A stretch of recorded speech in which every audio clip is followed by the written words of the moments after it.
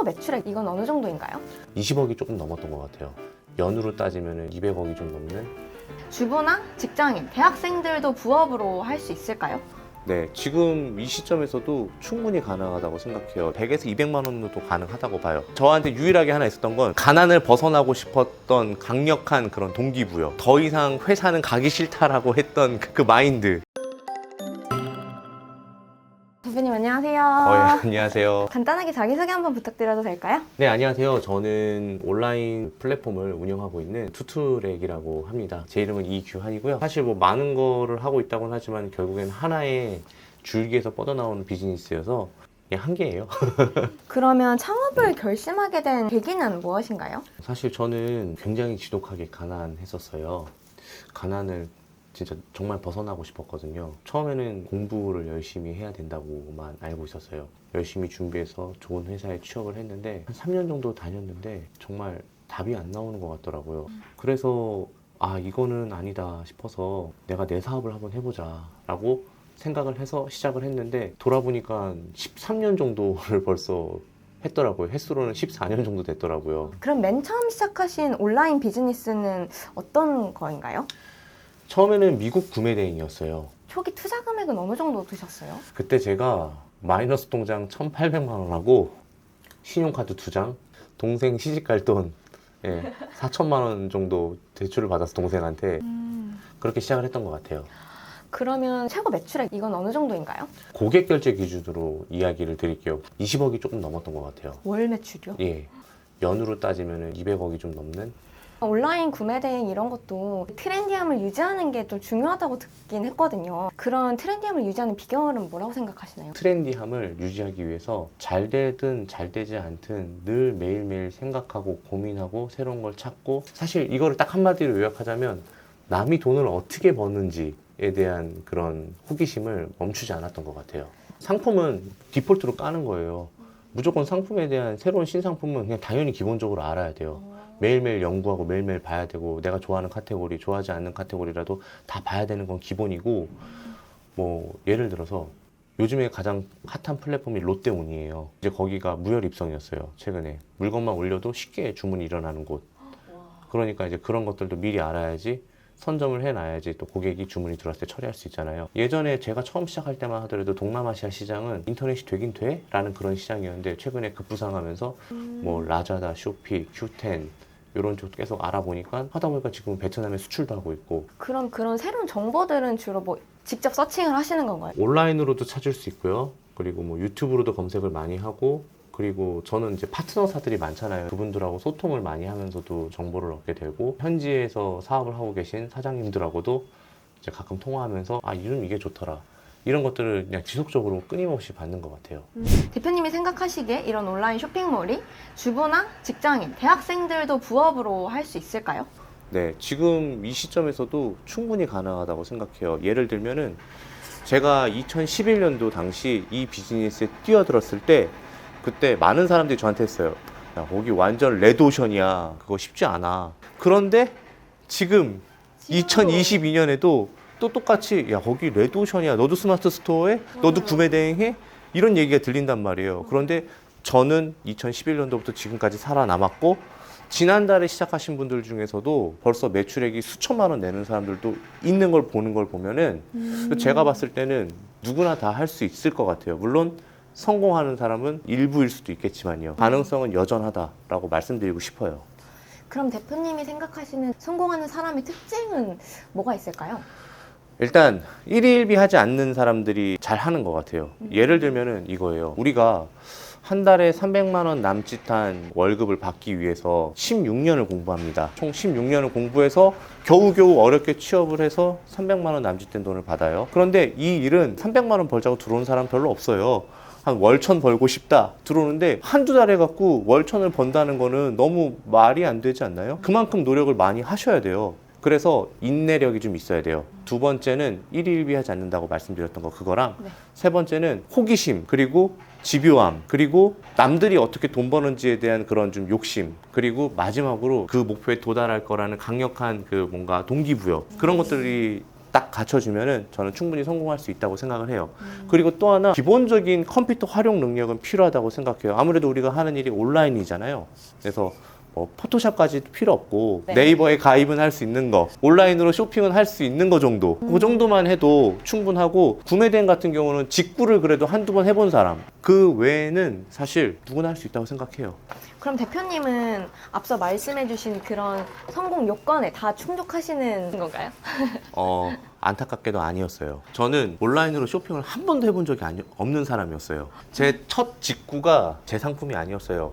고객 상품이었어요. 저는 영어도 잘 못했어요. 일본어는 히라가나도 제대로 잘 몰라요. 중국어는 1도 몰라요. 근데 많은 분들이 해외 구매 대행하면 일본어 해야 될 줄 아나요? 영어 해야 되잖아요? 아니에요. 전혀 필요 없어요. 특히 요즘에는 또 대면이 아니기 때문에 그냥 채팅으로 모든 거를 다 해결할 수 있어요. 팝하고도 있고 구글 번역기도 있고. 저는 진짜 평범함 이하였던 것 같아요. 저한테 유일하게 하나 있었던 건 가난을 벗어나고 싶었던 그런 강력한 그런 동기부여, 그리고 더 이상 회사는 가기 싫다라고 했던 그 마인드, 그거 하나로 진짜 여기까지 온 것 같아요.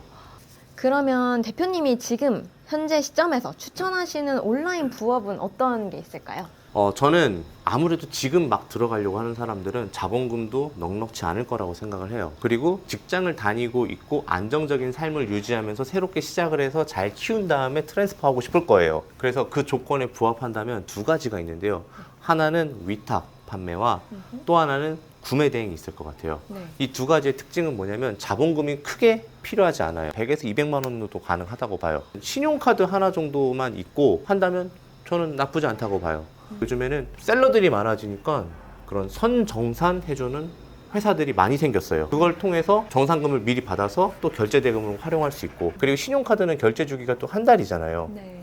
또 그런 거 점을 이용을 한다면 신용카드를 여러 장 만들어서 결제 일자를 다 다르게 설정해도 그것도 하나의 팁이 될 수 있을 것 같아요. 한 달 정도의 월급 정도로도 충분히 가능하다. 위탁과 구매 대행은.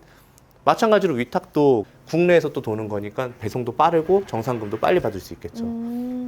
중국 구매 대행은 되게 많이 들어봤거든요. 근데 대표님께서는 방금도 약간 일본에 대해서도 언급을 많이 하셔가지고 요즘엔 일본이 좀 뜨고 있어서 그런 건가요? 꼭 그런 것만은 아니에요. 근데 잘 보세요. 1년 12달이 있잖아요. 근데 우리가 2월 달에 중국은 춘절이 있어요. 그리고 10월 달에 국경절이 있어요. 네. 연휴는 뭐 일주일 정도밖에 안 돼요.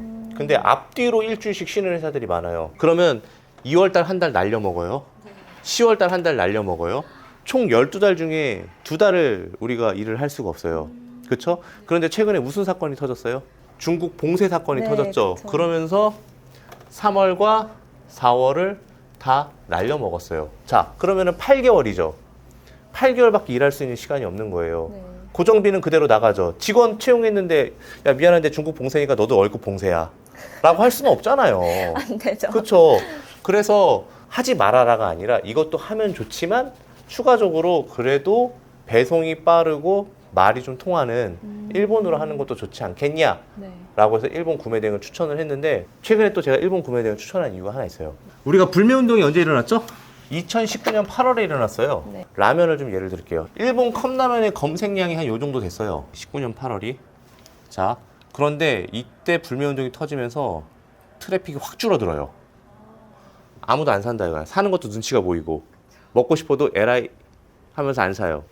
그런데 2022년도 1월 달에는 전고점을 회복을 했어요. 그때 셀러들이 되게 많았단 말이에요. 셀러들이 엄청 많았어요. 네. 그런데 불매운동을 하면서 다 문을 닫았어요. 다 문을 닫았는데 다시 트래픽은 올라오는데 셀러는 많이 늘어나지 않았어요. 네, 수요와 공급에 의해서 지금 일본 구매 대행이 굉장히 매력이 있다. 그래서 한번 해봐라. 그리고 또 일본이 또 좋은 점이 뭐냐면요. 브랜드를 팔잖아요. 중국은 브랜드가 아니잖아요. 브랜드를 팔게 되면은 가품으로 신고를 받게 되고 철컹철컹 할 수 있잖아요. 일본 상품은 다 브랜드예요. 그 브랜드는 일본 말고도 미국에서도 팔 수 있고 영국에서도 팔 수 있고 유럽에서도 할 수 있는 거니까 일본 말고도 유럽이나 미국도 추천해 주세요라고 할 수 있잖아요. 그런데 글로벌 브랜드들은 호환이 돼요. 일본에서도 팔 수 있고 미국에서 팔 수 있어요. 그 말이 맞아요. 네. 하지만 일본 특유의 정서가 담겨 있는 상품들은 일본에서만 팔아요. 뭐가 있을까요? 피규어, 건강기능식품도 유명하고 화장품도 유명하고 일본에서만 팔아요. 그리고 또 하나 있어요. 정밀 초소형 가전들. LG나 삼성에선 돈이 안 돼서 안 들어가는 상품들. 그런데 수요는 있어요. 공급은 거의 없어요. 그리고 일본의 특징이 뭐냐면 가업으로 물려받아서 막 100년, 200년짜리 회사들도 많잖아요. 맞아요. 그렇기 때문에 수요 상관없어. 그냥 무조건 그 일만 하는 거예요. 그러니까 그 부분에선 탑이에요. 그런 상품들을 우리가 파는 거예요. 그리고 버블 시대가 있었기 때문에 라든가 네. 자동차라든가 이런 수요가 많아서 그쪽 네. 산업이 많이 발전되어 있어요. 아. 그래서 그거 관련된 부품이라든가 소모품이라든가 이런 것들을 우리가 구매 대행을 할 수가 있어요. 글로벌 브랜드가 아니기 때문에 소명도 오지 않아요. 초보셀러들에게 딱 적당한 구매 대행 종목이라고 볼 수 있는 거죠. 그럼 일본 구매 대행은 어떻게 시작할 수 있을까요? 사업자 등록증을 내고 통신 판매업을 내는데 사업자 등록증은 간이로 내시는 걸 추천드릴게요. 사업장 소재지는 어떻게 해요? 집으로 하시면 돼요. 집이 좀 불편하다 그럴 경우에는 비상주 오피스 같은 거를 여러분들이 한 달에 2만 원씩 내고 주소만 얻어서 활용하셔도 돼요. 그리고 스마트 스토어에 입점을 합니다. 쿠팡에 들어갑니다. 그래서 플랫폼을 다 세팅해 놓고 브랜드 공부를 하시면 돼요. 일본 브랜드는 공부를 하면 할수록 팔 수 있는 상품이 되게 많거든요. 많은 사람들이 스테디한 상품을 올리게 되면은 공급이 많아요. 그렇죠? 그러면 그 안에서 피 튀게 경쟁을 하겠죠. 하지만 일본에는 수요는 진짜 얼마 없어요. 근데 셀러가 아예 없어. 파는 사람이 아예 없어. 그런 상품들이 되게 많아요. 그래서 브랜드 공부가 필요해요. 그렇게 브랜드 공부를 한 다음에 상품을 하나 올린 다음에 내가 가입했던 모든 플랫폼에 쫙 뿌려줍니다. 그리고 난 다음에 배송 대행지를 가입을 하겠죠. 사업자로서. 자, 여기는 한국이에요. 여기는 일본이에요. 그렇죠. 여기가 뭐 예를 들어서 아마존이라고 이야기할게요. 자, 작가님이 일본 아마존에다가 주문을 넣습니다. 그러면은 아마존에서 도쿄의 작은 창고에다가 물건을 보내요. 아마존 입장에선 일본에서 일본으로 움직인 거죠. 네. 그러면 여기서 작가님이 주문을 하자마자 이 도쿄에다가 도쿄 배대지에다가 배송 정보를 입력을 해요. 그러면은 똑같은 물건이 왔네 확인을 하고 잘 포장해 갖고 물건을 항공이나 배로 보내요. 세관장에 도착을 했어요. 그 다음에 이 세관장에서 통관이 이루어집니다. 그 다음에 우체국 택배나 CJ 택배나 롯데 택배나 인계를 할 거 아니에요. 그 다음에 작가님의 집으로 보내주는 거예요. 이게 직구를 하는 첫 번째 원칙인데 사업도 똑같아요. 자, 여기서 사업을 하는 거는 요거 하나만 추가되면 돼요. 작가님이 모든 플랫폼에 등록을 했어요. 네. 스마트 스토어, 쿠팡, 11번가, G마켓, 옥션, 뭐 롯데마트 상품 한 개를 올려요. 그러면 이제 고객이 여기서 사요. 이 고객 대신에 아마존에다가 주문을 넣고 고객이 이 플랫폼에다 적었던 개인 정보들을 여기다 입력을 하고 물건을 받으면 여기서 세관을 통해서 택배 인계해서 고객에게 간다. 고객이 예를 들어서 10만 원을 주고 물건을 사달라고 부탁을 했어요. 근데 작가님은 약 7만 원 정도 들여서 물건을 다 보냈어요. 그럼 3만 원이 남는 거죠. 네. 그러면은 구매 대행은 매출이 10만 원이 아니라 3만 원이 매출이 되는 거예요. 왜냐면 구매 대행은 상품 매출액을 기반으로 하는 비즈니스가 아니라 서비스 매출액을 기반으로 하는 서비스 관련된 비즈니스거든요. 네. 네, 그래서 부가세는 10만 원이 기준이 아니라 3만 원이 기준이 됩니다. 그런데 이제 이게 일본이에요. 일본을 열심히 공부해서 한 달에 한 3천만 원 정도 매출이 나오고 수익률이 25% 정도 나와서 한 달에 750만 원 정도를 벌어요. 그래서 늘립니다. 중국으로 가요, 미국으로 가요, 유럽으로 가요. 다 각자 3천씩 만약에 매출이 나온다고 쳐요. 그러면 한 달에 1억 2천 나오죠. 30%라고 쳐요. 그러면은 한 달에 3,600만 원을 벌 수 있는 거예요. 이런 식으로 이루어지는 게 구매 대행이에요. 네. 해외 구매 대행을 할 때 확실한 거래처를 찾는 노하우가 있으신가요? 아시다시피 안타깝게도 우리는 일반 고객이에요. 네, 그래서 뭔가 거래처를 만든다라는 느낌보다는 사람들이 잘 모르는 상품을 소싱하는 게 더 큰 이익이에요. 거래처를 이야기하신 걸 보니까 어떻게 하면 안정적으로 물건을 공급받을 수 있고 두 번째는 얼마나 다른 사람보다 싸게 물건을 갖고 올 수 있고 이 부분에 초점이 맞춰져 있는 질문 같아요. 맞아요. 아마존 같은 경우는 여러분들이 웬만해서는 거래처가 끊기가 힘들어요. 다만 누구보다 싸게 살 수 있는 방법은 첫 번째, 우리가 쓰는 신용카드에 대한 혜택을 좀 봐야 돼요. 요즘에 가장 좋은 카드는 결제 금액의 2%를 포인트로 줘요. 근데 이거를 모아서 결제 대금 상환을 이용할 수 있어요. 예를 들어서 내가 결제 대금이 1억인데 9,800만 원만 갚으면 될 수 있게끔 할 수 있어요. 표면 수익률이 20%로 잡았지만은 나한테는 22%가 되는 거예요. 또 하나 있어요. 미국 같은 경우는 미스터 리베이트 혹은 엑스트라 벅스, 이베이츠 라는 스토어 경유 사이트가 있어요. 거기는 쿠폰을 발급해 주거나 이 이베이츠를 통해서 아마존을 검색하면 아마존이 이렇게 나와요. 거기서 클릭을 하게 되면은 이 클릭을 할 때 3%, 네. 뭐 2% 이렇게 적혀져 있어요. 결제 금액의 2%, 3%가 이베이츠 계정에 적립이 돼요. 백마진이라고 하죠, 우리 보고. 네. 네. 그러면 우리는 거래 금액이 많을 수밖에 없잖아요. 그러면 내 계정에 돈이 쌓이는 거예요. 결제한 금액의 기준에서. 네. 그럼 이거는 페이팔로 연동해갖고 국내 계좌로 받거나 오. 해서 아까 카드에서 2%, 이베이츠 사이트, 엑스트라벅스, 미스터 리베이트 이런 것에서 한 3% 하면 5% 백마진 되는 거잖아요. 네네. 표면 마진 20%로 적어놨지만 실제로 나의 마진은 25%가 될 수도 있는 거예요. 자, 여기서 또 하나 팁이 있다면 거래 규모가 커진다는 거는 한국으로 들어오는 택배량이 많아진다는 거죠. 배송대행지 아까 이야기했었죠. 어떤 회사든지 회원 등급이 있죠. 처음에 내가 사업자를 가입했을 때는 한 달에 100개밖에 못 보내. 네. 그럴 때는 요율이 조금 비싸. 하지만 내가 일을 더 열심히 해갖고 한 달에 500개까지 보낼 수 있었어. 그러면은 배송비가 조금 더 싸. 1000개를 보내게 되면은 배송비가 더 싸. 그러면 여기에서도 또 규모의 경제를 일으켜서 백마진을 얻을 수 있는 구조가 되는 거예요. 보시면 아시겠지만은 구매 대행은 고객이 무슨 상품을 살지 몰라요. 만약에 매출액이 3억이 넘어요. 한 달에. 근데 수많은 상품 중에서 다 하나하나씩만 살 수밖에 없어요. 찾는 경우도 있을 수 있는 거예요. 그러면 이 거래처 다 하나씩 사면은 그 거래처 입장에서는 나는 한 개만 산 사람이잖아요. 그래서 거래처를 뚫는 방법보다는 저렴하게 그리고 수익률을 뒤로 높일 수 있는 그런 방법을 연구하고 규모의 경제를 시연하는 게 훨씬 더 낫다라는 게 제가 드리고 싶은 말씀이죠. 그럼 배대지는 한 개만 갖고 있는 게 일반적인가요? 나라당? 아니요. 일본에서도 배대지가 여러 개가 있어요. 단순히 요율만 싼데 여기는 항공이 되는데 여기는 해상이 되는데 여기는 부피 무게가 면제가 되는데 네. 여기는 부피 무게로 하면 여기는 싼데 여러분들 취사 선택해서 보내셔도 돼요. 근데 대부분 요율이 싼 데로 가죠. 배대지 고르는 기준은 요율 싼 거, 그리고 두 번째는 소통 잘 되는 거, 네. 세 번째는 CS가 별로 없이 원활하게 잘 되는 곳. 이게 구매 대행이 주문만 하고 땡이 아니라 그 이후에 뒷단 작업이 굉장히 많은 비즈니스예요. 그러게요. 제가 가장 많이 들었던 질문 중에 뭐냐면, 아니 직구 못하는 사람도 없는데 구매 대행이 돈이 되나요? 그래서 저는 이렇게 얘기했어요.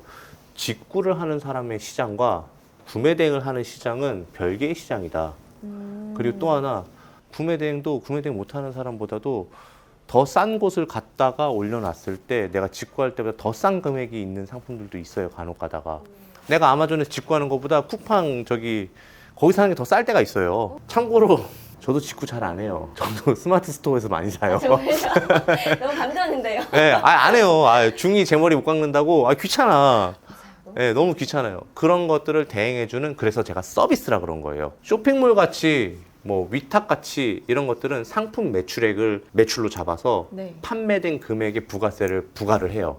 구매 대행은 결제한 금액에 부가세를 부과하는 게 아니라 고객이 준 돈과 내가 받은 돈의 차액을 소비세로 우리가 납부를 하는 거죠. 초보 셀러들이 주의해야 될 사항 이런 게 있을까요? 위탁이든 구매 대행이든 조심해야 되는 게 딱 하나 있습니다. 우리는 상품을 올려놓을 때 어떻게 올려놓죠? 거기 현지 사이트에 있는 이미지를 그대로 올려놓잖아요. 근데 그 이미지는 누군가가 상업적으로 활용하기 위해서 가공한 이미지란 말이에요. 저작권이 있어요.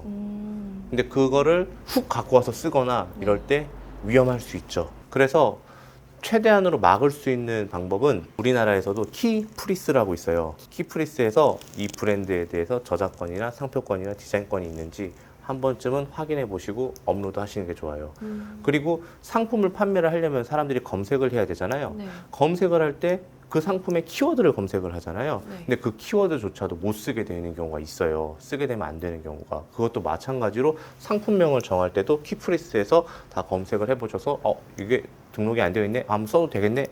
그런 식으로 하셔야 돼요. 사실 요즘에 가장 이슈는 가품일 경우에 상품을 네. 진짜 정품 사이트에서 사진을 갖고 와다 올리는 게 문제가 되죠. 그래서 중국 하시는 분들이 이제 좀 많이 지쳐갖고 자기도 모르고 이게 브랜드인지도 모르고 올리는 경우가 많아요. 뭐 세상의 모든 브랜드를 다 알 수는 없잖아, 우리가. 네네. 그래서 일본으로 많이 넘어오시는 경우가 많아요. 그래서 제가 일본은 그래서 추천드리는 거예요. 다 진정 상품이니까. 일본 같은 경우도 가격이 유난히 싸다라고 할 때는 한 번 정도는 의심을 해봐야 돼요. 그리고 그 유명한 사이트들이 있잖아요. 네. 뭐 일본의 조조타운, ABC마트, 야후재팬 이런 것들은 사실 진정 상품일 확률이 높아요. 이름을 걸고 판매하는 그런 회사들이니까. 근데 그 외에 진짜 듣보잡 사이트에서 물건이 너무 싸. 그럴 경우에는 솔직히 셀러도 반신반의하면서 올리는 거잖아요. 그런 상품은 자기가 직접 피해야 되는 것 같아요. 좀 그런 그렇게 생각해요. 모든 비즈니스는 꼼수를 저지르면 안 된다고 생각해요. 정도로 가야지만 된다고 생각해요. 그래야지 오래 살아남을 수 있어요. 높은 수익률은 언젠가 떨어지기 마련이에요. 예, 작지만 그래도 꾸준하게 수익을 낼 수 있는 비즈니스로 간다는 그런 마인드로 가는 게 올바른 사업하는 사람들의 자세가 아닌가 싶습니다.